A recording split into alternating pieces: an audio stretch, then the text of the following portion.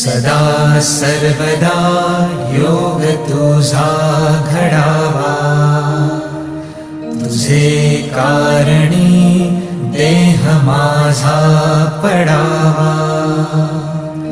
उपेशू नको गुणवंता अनंता, रघुनायका मागणे हेची आता.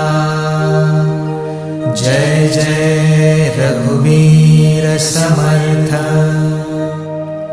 मोरया मोरया मी बाळताने, तुझीच सेवा करू काय जाणे. अन्याय माझे कोट्यानुकोटी, मोरेश्वरा